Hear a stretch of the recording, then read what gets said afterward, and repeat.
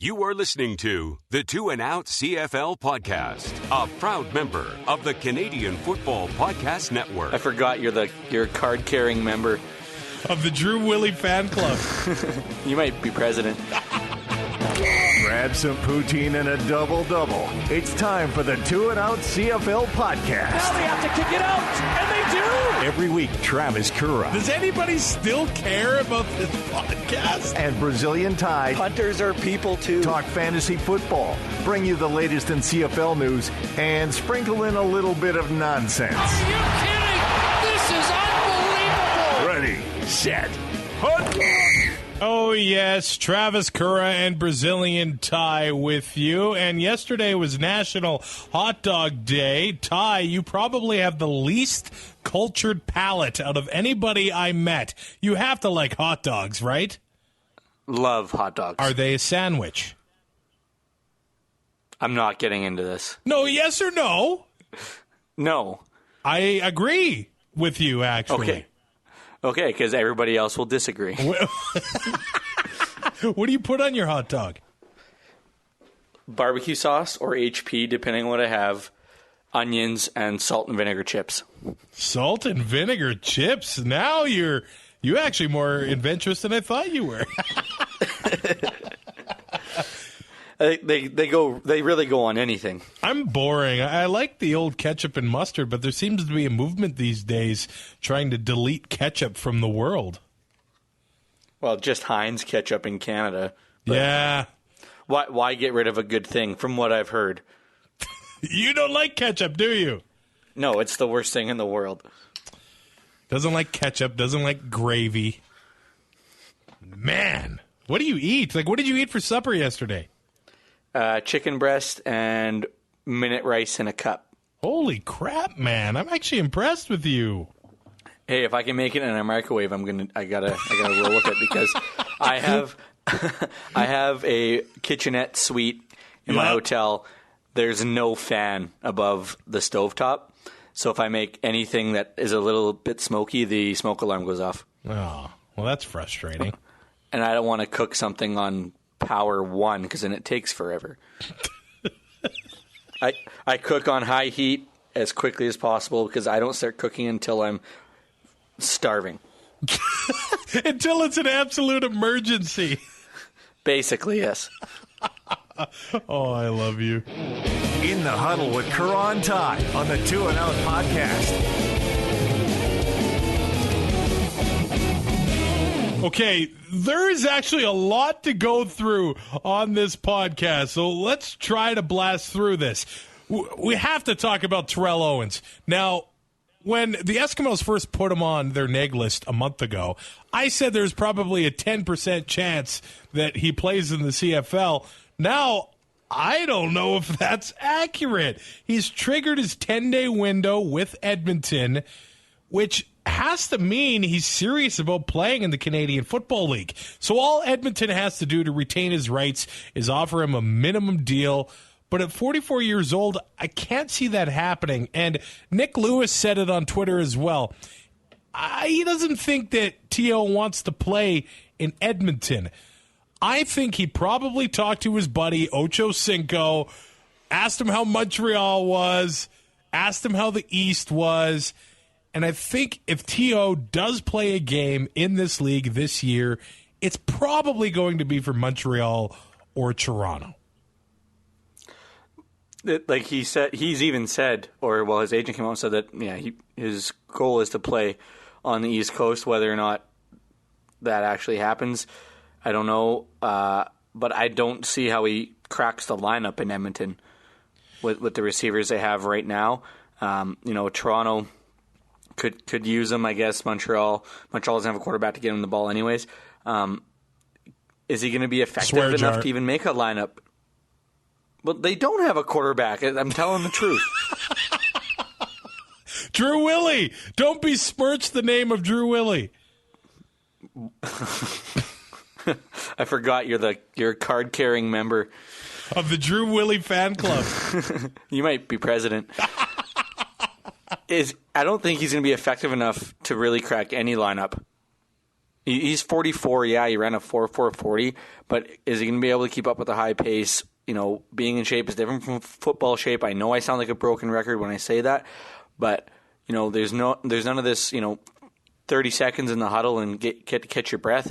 That's play after play after play, especially on a sustained drive. I don't know if he has the endurance or the cardiovascular to keep up and stay not engaged but stay relevant in a drive, let alone an entire game, just because he might have to come out numerous times.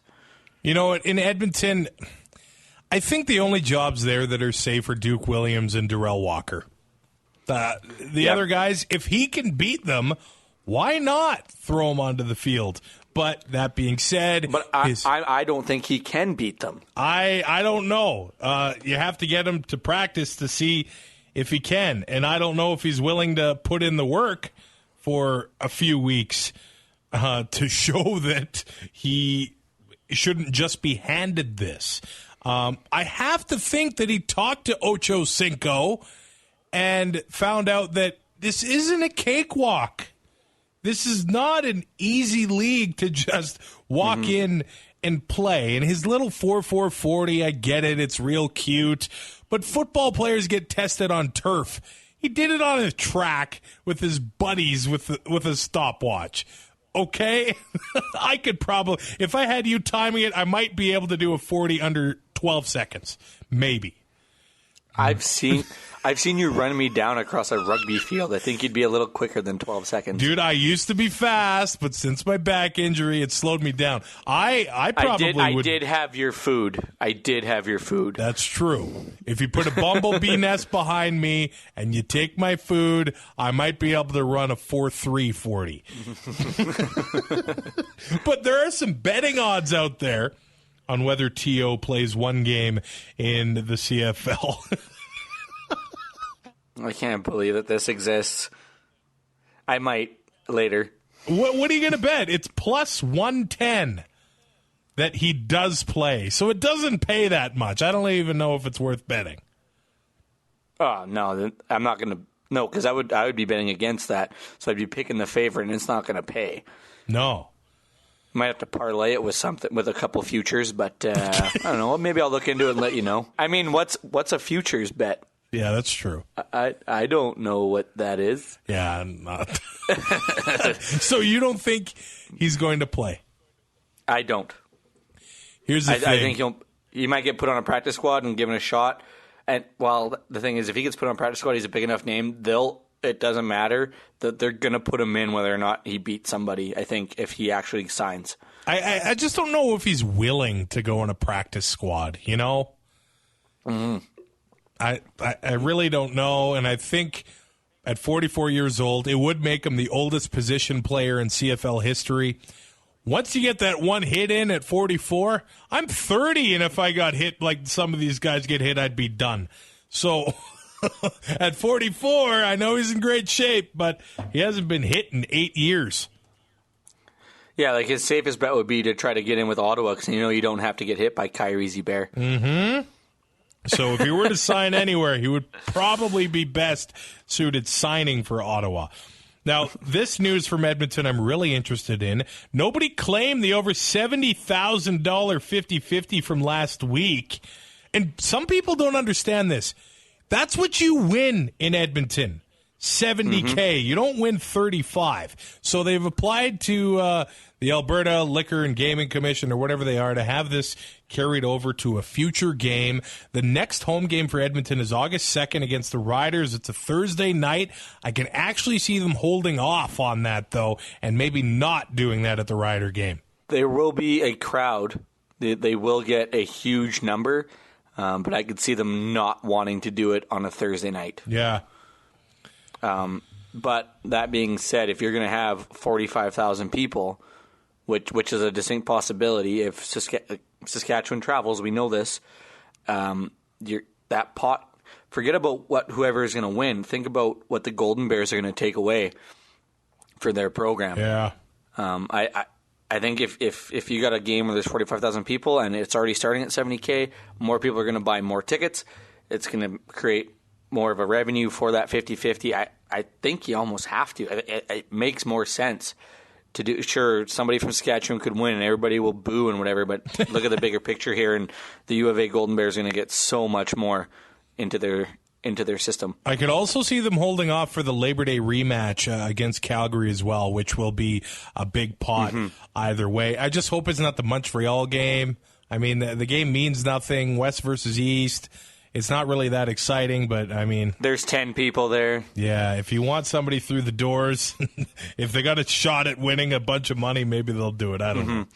I'm guessing that what happened was whoever won left at halftime. Or the rain washed the numbers off their ticket. That's what I mean. Right? You get home, it's like, I'll check my ticket tomorrow.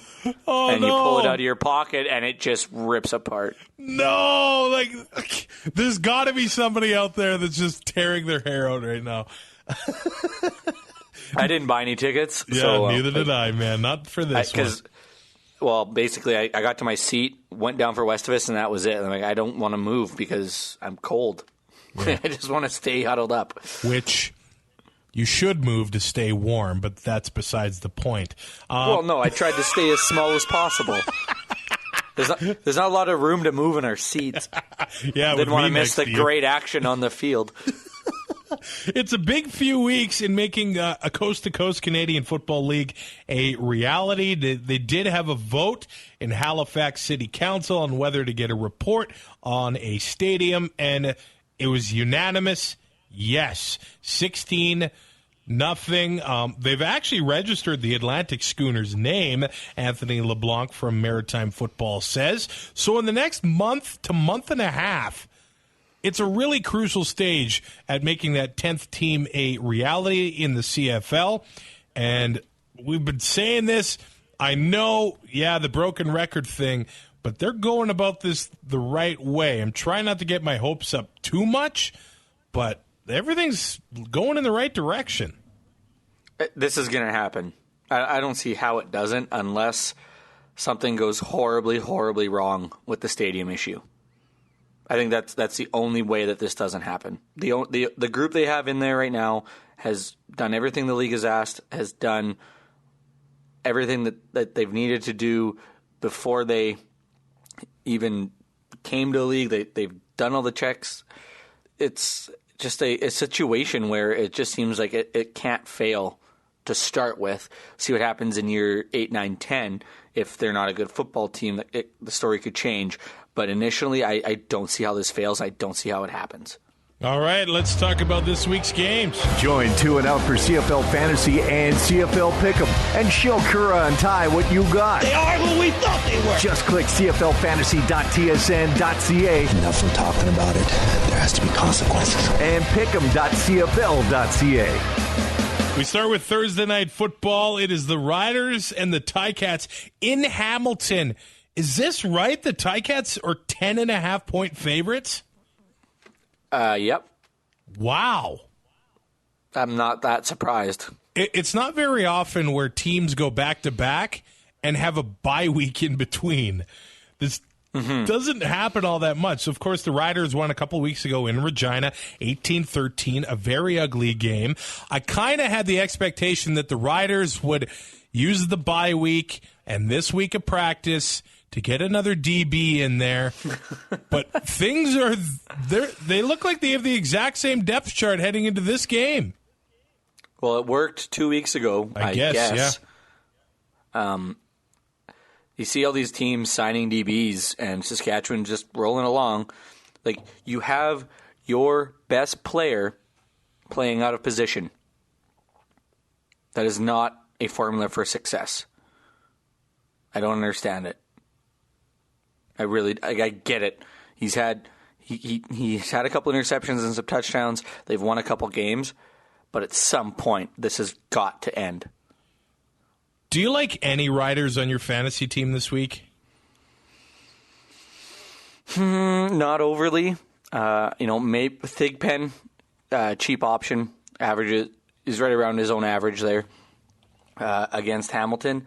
As for receivers, I'd stay away because you don't know who's throwing them. The quarterbacks could change on a series-to-series basis, hell, even a down-to-down basis. So there's no continuity there, which leads to a lot of, timing routes that don't work and a lot of quarterback scrambles that, just don't work out and stuff like that. So I'm steering away from the receivers, but I would seriously think about Marcus Thigpen, $4,000, and, he's shown that he can produce, and with the rate that running backs are right now, it's a really good option. I like Thigpen this week. There's actually some real cheap options at running back, and that was not the case last week, but the Tiger Cats are giving up nearly 120 rush yards a game so far this season. Thigpen is $4,000, but I don't like the thought of starting anybody else. It looks like we're going to be rotating the quarterbacks again until Zach Collaros, if Zach Collaros does come back in Saskatchewan. I just don't think that Chris Jones can catch lightning in a bottle again at Tim Hortons Field. But we should talk about Hamilton. Some news came out early this week saying that we should be seeing an announcement from Handy Andy Fantuz on the future of his career this week, speculating that he will retire. What a career he's had. This is what he did at Western over his 4 years, and this is not an 18-game schedule. 189 catches, over 4,100 yards, 41 touchdowns. He was a 4-time CIS All-Canadian, a 4-time OUA All-Star while being named a Team All-Canadian in 2002, 2004, and 2005 when he won the Heck Crichton. As for his CFL career, he played 148 games, 637 catches, over 8,300 yards, 44 touchdowns. He played in 5 Grey Cups, winning 1. He is a surefire Hall of Famer, is Handy Andy Fantuz. Absolutely. I don't still have it, but I had an Andy Fantuz. Everybody had an Andy Fantuz jersey, it seemed.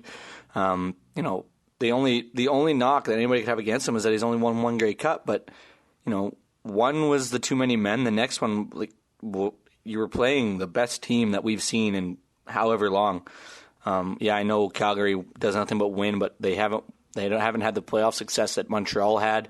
And then lost with Hamilton, and his college career is just ridiculous. Yeah, and he was such a huge part. That was the Royal Canadian Air Force at the time when he was doing everything, when he was having his career years and in the CFL with him and guys like Rob Bagg, and it's just amazing to watch him play. It's too bad if it is the end, but I mean, it had to end at some point, and you just look at his stats and, like you said, for surefire Hall of Famer.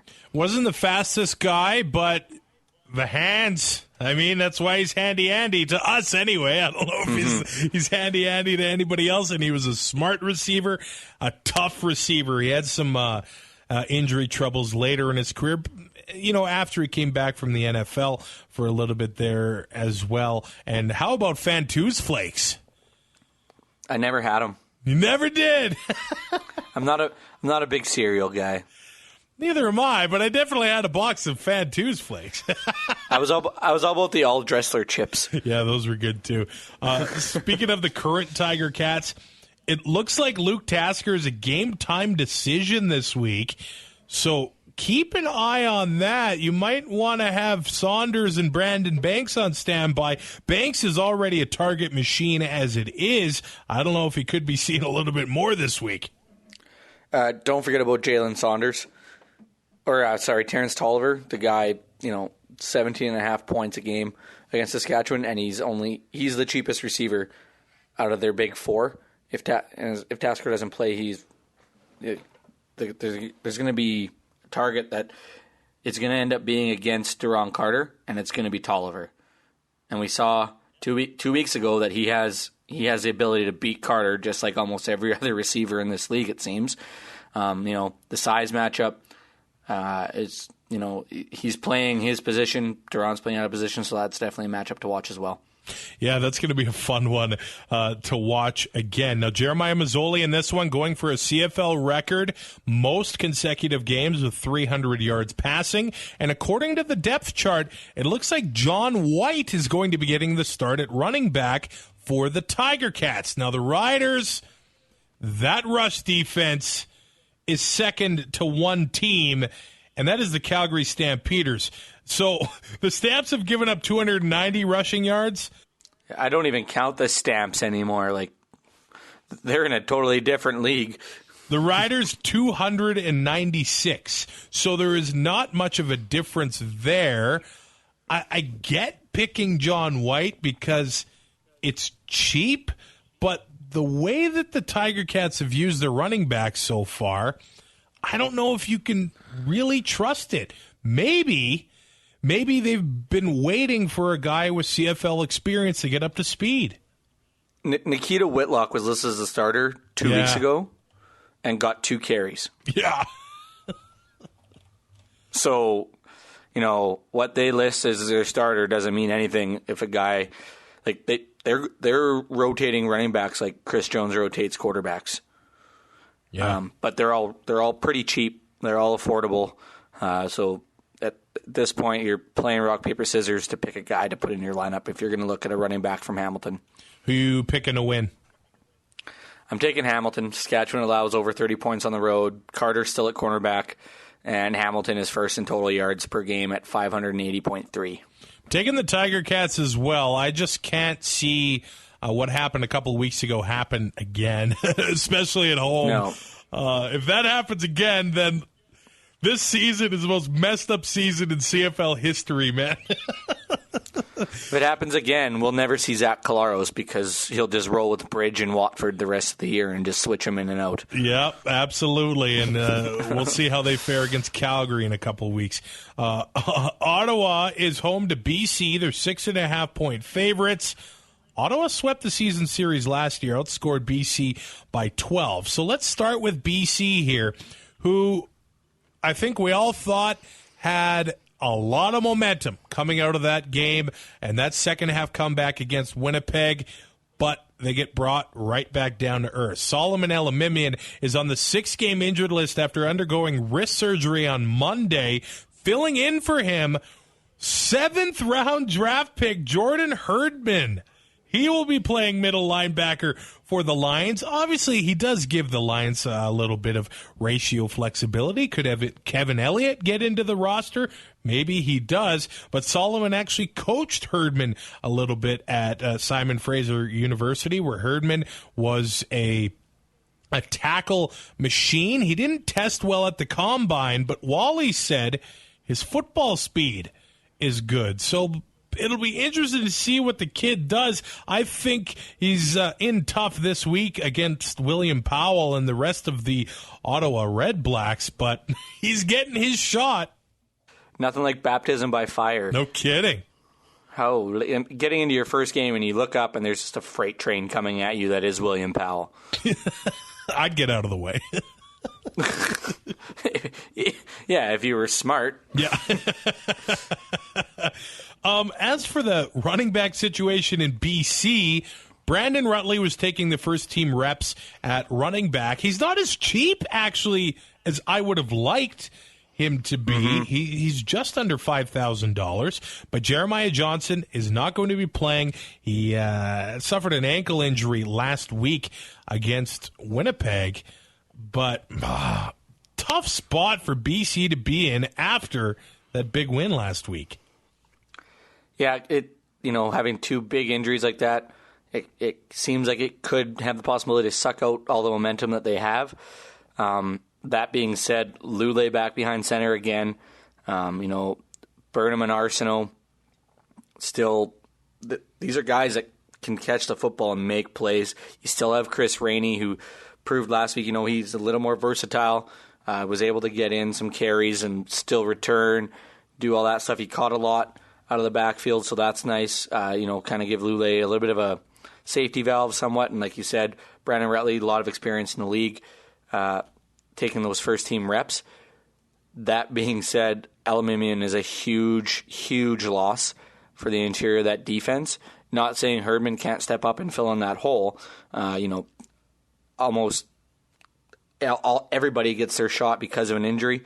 This is going to be his chance to prove that, he deserves a spot and he can stay. Will he keep it? It's going to be really tough to beat out Alamimian. When he's healthy and back, it can't be worse than Sam Hurl. Hey, here we go. We need to start a new swear jar, I think. I think we do. You know what? We had this conversation at the Eskimo game last week. Here's the thing. Every team in the CFL has a middle linebacker that can make plays. Let's go from west to east. We named them all. I'm going from west to east right now. Vancouver, Alamimian. I know he's hurt. Calgary has Singleton. Alex Singleton. Edmonton, J.C. Sherritt. Winnipeg, Adam Bighill. Toronto, I know he's hurt, but they have Bear Woods there. Ottawa, yeah, now they have Kyrie Zebair. Say what you want about him, but he makes plays. We have Montreal, Enoch Mwamba. And Saskatchewan, Sam Hurl.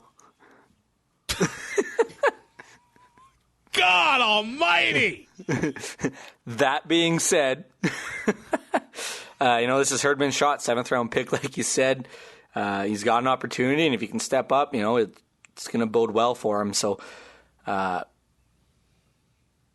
be nice. It's going to be a lot of fun to watch. I think this game could be your sneaky pick for like a must-watch game. If the offense doesn't come out like they did in the first half last week, but is able to carry the momentum from that second half. And the defense, we don't know what that's going to be with Alamimian not out there, but they proved that they can play.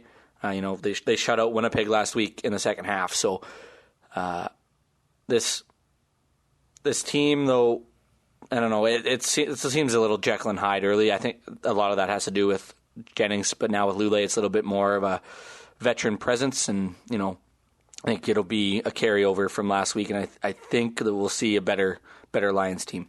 Yeah, all that being said, the good boys from 3 Down Radio out of TSN Radio in Vancouver, it's a must listen if you're a Lions fan. But Lowell Ulrich and Farhan Lalji, these guys know football, and they were basically saying that the Lions defense, they've been getting out of position and things like that, and Solomon has always been there to pick up the slack and do absolutely everything on this defense. That is why this guy gets almost, 140 tackles year in, year out, because he is absolutely all over the field. Now they need to focus, they need to play proper, and I think it is on Odell Willis to step up and be a leader on this team just like he was in Edmonton.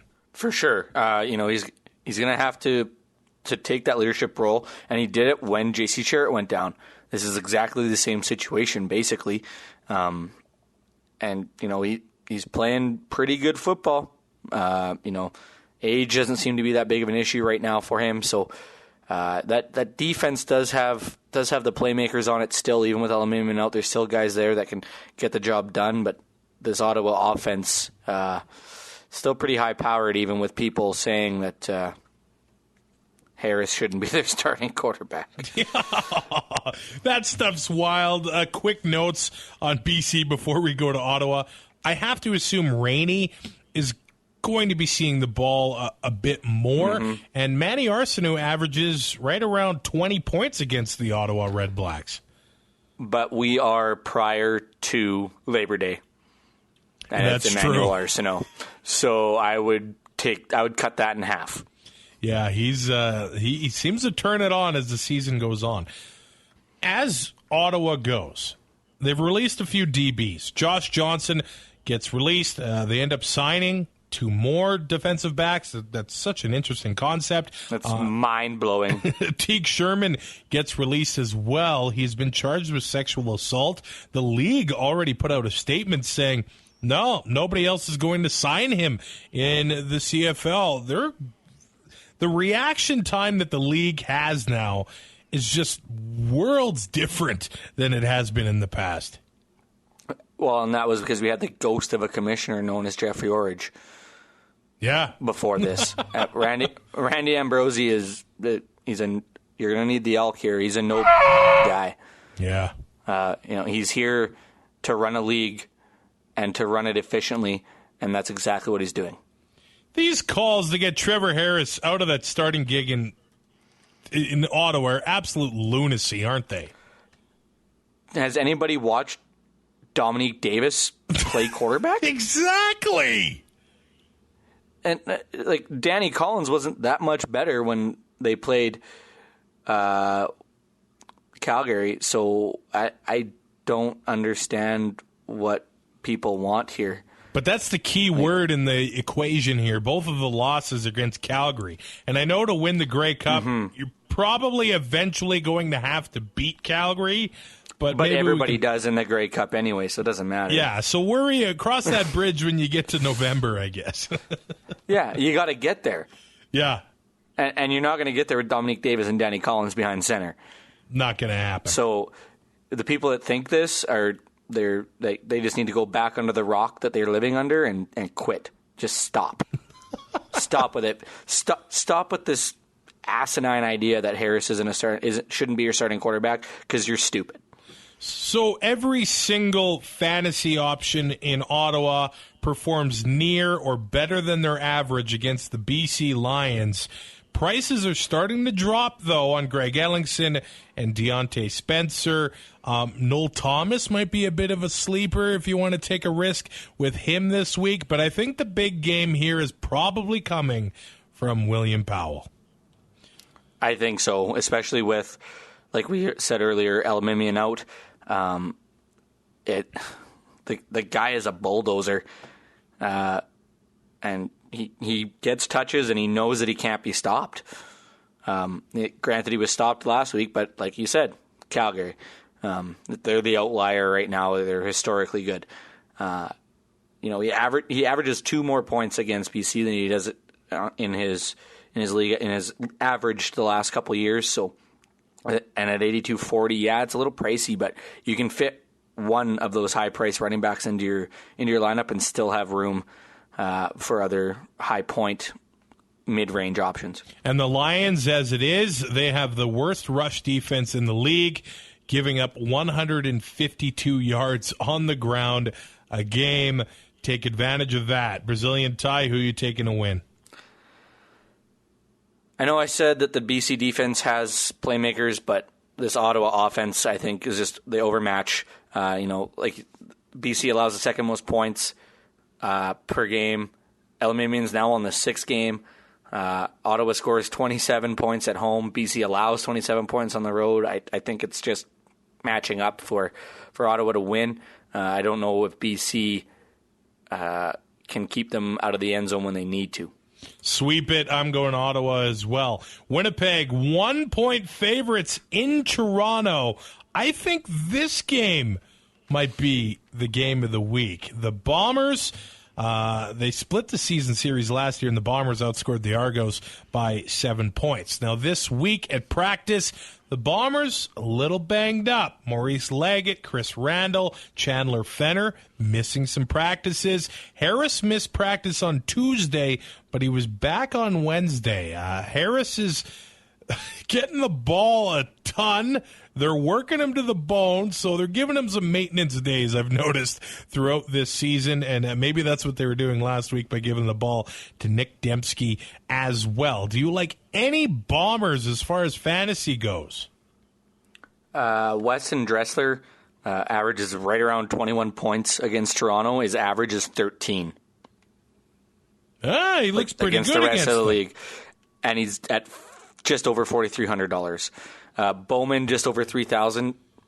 He's got to start doing something. He averages 16.8 against Toronto, but he hasn't done anything all year. Andrew Harris, 16.6 is his average against Toronto. So expensive. He's more expensive than William Powell. I wouldn't do it because of the price point. Yeah, he's over $9,000 now. If you can fit that into your lineup, good for you. The Bombers, one week they look like world beaters. The next, they just completely fall apart. I don't know what Bomber team we're going to get in Toronto this week. And they got 2 back-to-backs. BC and now they're doing it back-to-back with Toronto. That doesn't happen very often. Let's go to Toronto. The Argos officially signed Dexter McCluster. Actually, Pinball's wife is Dexter's second cousin, since their great-grandfathers are brothers. So you can say family ended up bringing McCluster to town. He was at practice this week. I don't think he's going to get into the lineup this week. You could watch for that. But James Franklin seems to be a popular option this week. He's $7,400. And the Bomber pass defense, they're giving up over 280 yards a game. That is third worst in the league. Maybe there's something to James Franklin this week. Absolutely there is. He has the opportunity right now to have a 300 passing yard game. Touchdowns, on the other hand, I don't know. He does have James Wilder for around the goal line, and that being said, Winnipeg's defense, like we've seen since Richie Hall got there, is bend, don't break. They don't give up a lot of touchdowns when you get down the field. They'll give you the field goal more often than not, so that you could be missing out on 8 to 12 points there if James Wilder is the one running it in or they're kicking field goals, but 300 yards and maybe a touchdown or two at that price is really good value. And that Bomber rush defense, actually the third best in the CFL, 87.2 yards a game. So maybe Wilder can sneak in some touchdowns or sneak in some receiving there, which he actually had over 60 yards receiving against the Eskimos last week. So if they keep getting him involved that way, maybe that's how they have success against Winnipeg. There's really only one receiver I would roll with Toronto, and that's S.J. Green. He does play a little below his average against Winnipeg, and that being said, their defense now is a little more, I wouldn't call it lax, but it does give up yards. And it's just over $6,100. He's still below your average for what you need if you wanted to fill all your positions. And, if he does get 13, 15 points, it's not a bad return. And we saw what SJ did against the zone last week. Oh, man. When will Benavides figure it out? I don't know. Who are you picking to win? I am taking the Bombers. They scored 27.5 points on the road. Toronto, still 9th in total yards allowed per game, 7th in points against. Man. This home and home here, I'm going to take the Argos winning the first one.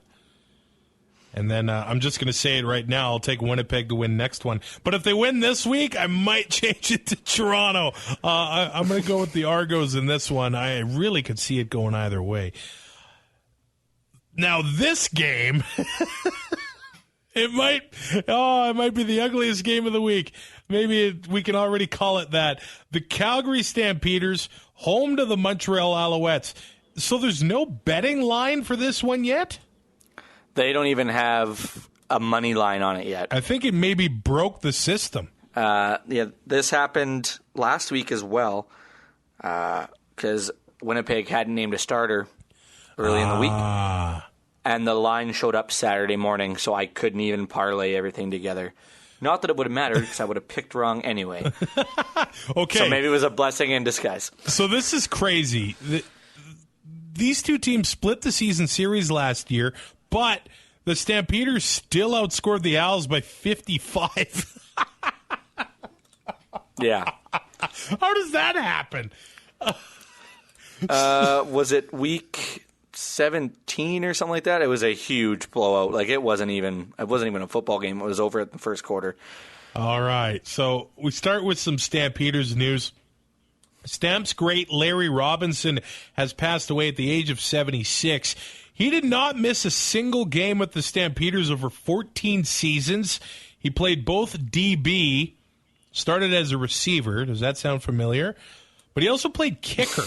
He still has the franchise record for 50 interceptions for the Stampeders, and he kicked the game-winning field goal at Taylor Field into a stiff wind in the 1970 West Final against the heavily favored Rough Riders. Some old-time Rider fans will tell you that one might be the worst heartbreaker of all time, but Larry Robinson, of course, an all-time great for the Stampeders.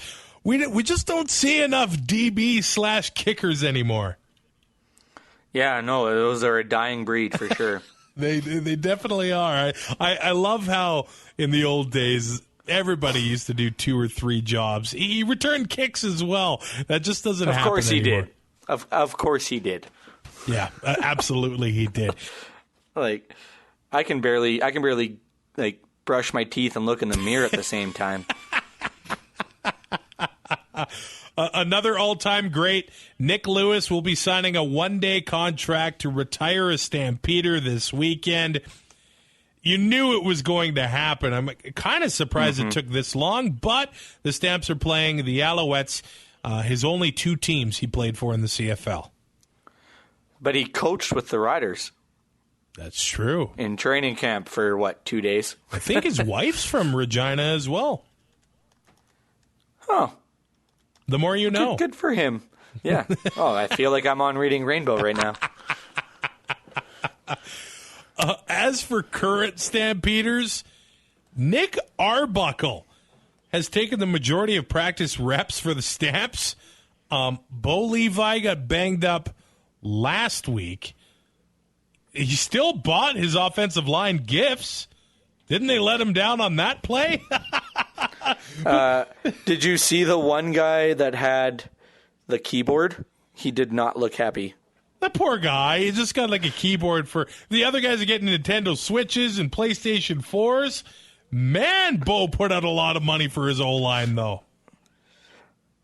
Yeah, and, they are the bread and butter of that offense, because without them, Bo Levi isn't Bo Levi. Yeah. Sure, he gets rid of the ball quick, because the receivers he has are phenomenal, but when it comes down to it, without an O-line, you don't have a very good football team. Don Jackson was actually questionable this week as well. He missed some practice on Tuesday, but he was back on Wednesday. I would have liked to have picked Romar Morris at $2,500 behind that Calgary offensive line, but it looks like Jackson is going to be okay. Is there any part of you that wants to take Nick Arbuckle if he ends up starting? He's $5,000. Yeah. I actually feel like the Owls would be able to get to him. No. No, come on. If Arbuckle starts, I think the Calgary defense is going to have to outscore their offense. No. Yes. No. No. It's Calgary. Owls are winning. That's it. Owls are winning. No. Oh, you're calling it now? No. If this is the game, if Bo Levi needs another week, this is the game. It's a perfect week for Bo Levi to sit out if he needs it. I think Arbuckle can still get the job done against the Owls. 5,000. It's tough because this game is a Saturday, so you'd have to leave enough room for Bo Levi or Nick Arbuckle, and then you're really just handcuffing yourself before the depth chart comes out. But unless you're on top of that, you can still make changes. But I would just stay away from the quarterback situation, Calgary, for this week because you don't know what it's going to be. So Terry Williams last year, it was the Montreal game in Week 15 where he had 16 carries, 156 yards, and 3 touchdowns. So he had a massive game against the Owls last week. It looks like Jackson is going to be okay, and he's been real good, but that price is starting to creep up. He's getting close to $6,000 now.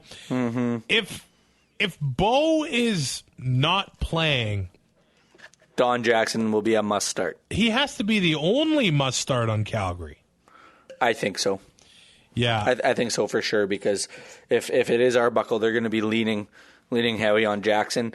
That being said, Terry Williams as well might get some looks because they might run a little bit of a 2-man system. That being said, Romar Morris as well.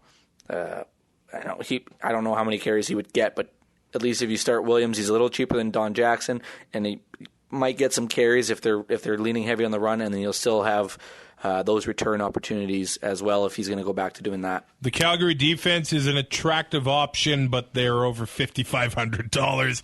If you can make that work, good for you. Okay, let's talk about some Als here. Jeff Matthews is going to miss 4 to 6 weeks. He got banged up in their last game before the bye, so Drew Willie starts. Matthew Schiltz is number 2. Now, the Als released defensive back Jermaine Thompson.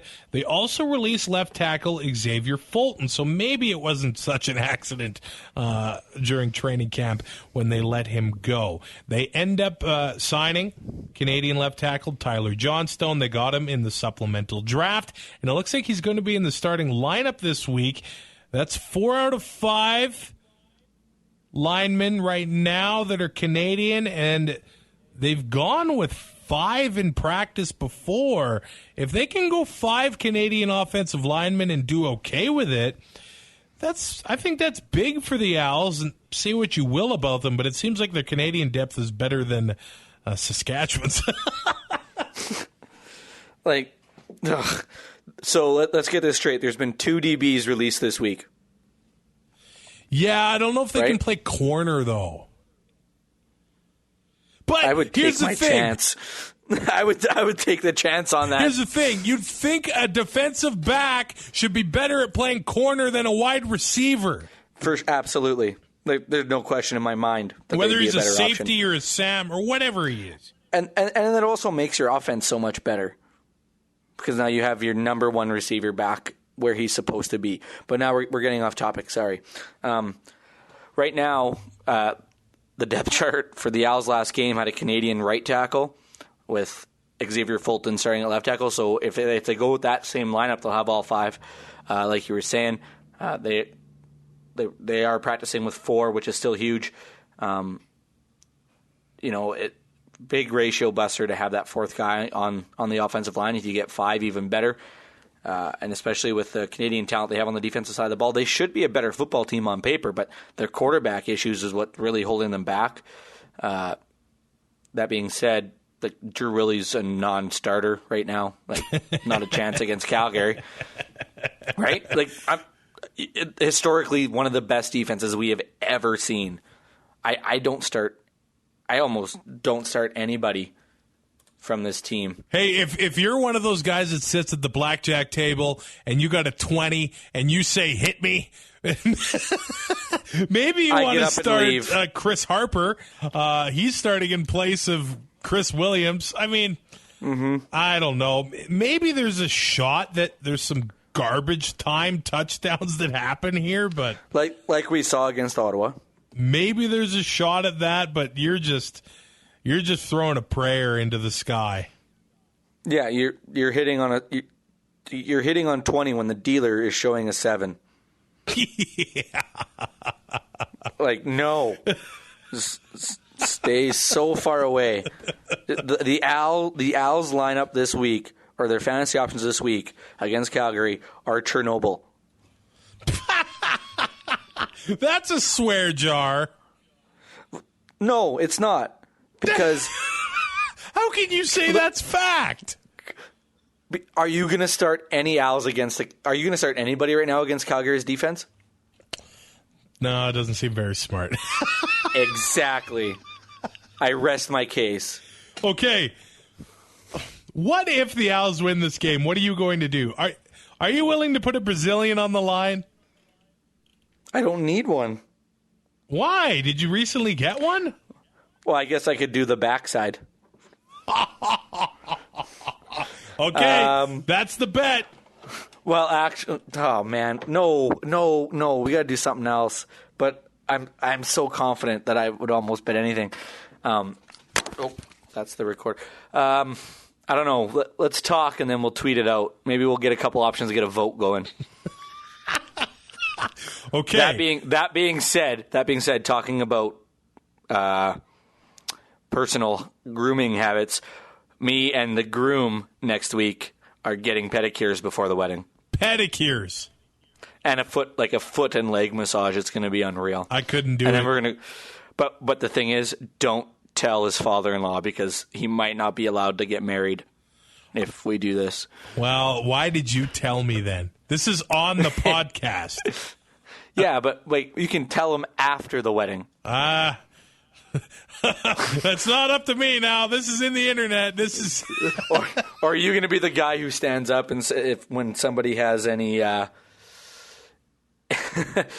any objections, and you're going to tell them? I'm like Kevin on The Office, man. You can't trust me.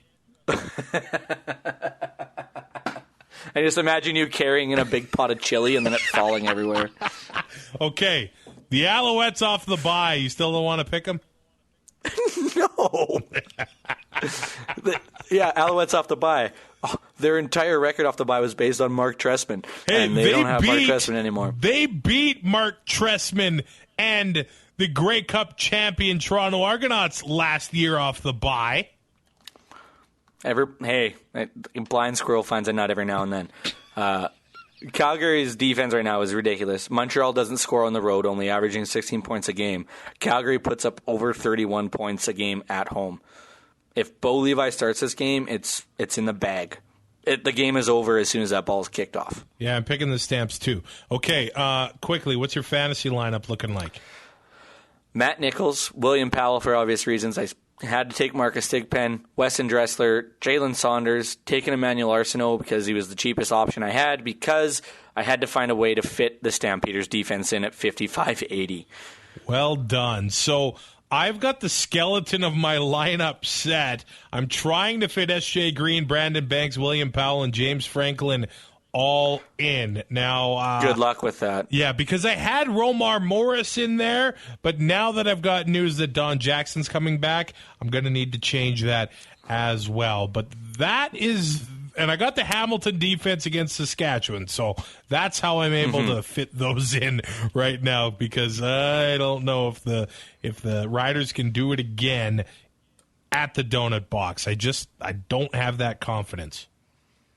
No, I told you, when I do CFL Pick'em, it's 100% confidence every time, and I was more confident. I was more confident in this game than I was the other two, not Calgary notwithstanding. That one just doesn't count. I'm telling you, man, Montreal's gonna pull out another win, and you're gonna eat your shorts. If Montreal wins, I will try ketchup on my fries. Come on, that's the worst bet of all time. You haven't even tried it?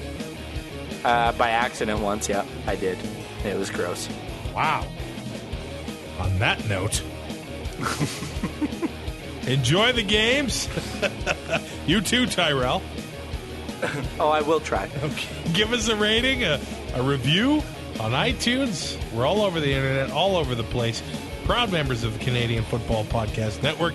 Have yourself a good one. We will talk to you again Monday morning. Thanks for listening.